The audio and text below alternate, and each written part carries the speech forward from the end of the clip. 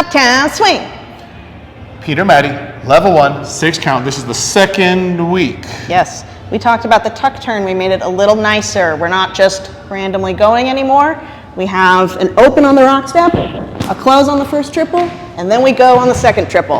And we change places and we don't run back towards each other. We just hang out.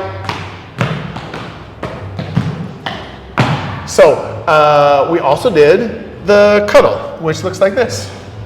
Rock, step, triple step, rock, step, triple step, triple step. Leaders, remember your hand has to kind of slide inside the follower's hand.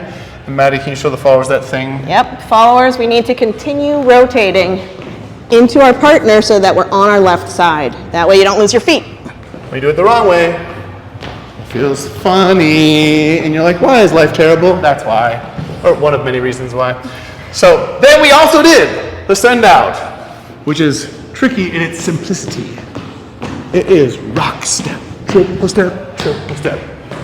I just give Maddie a nice juicy rock step. I turn myself and send her out, and she just goes out nice and cool and mellow, and we hang out. You did a good job. We're gonna make it more refined and more fancy stuff next week. Yeah!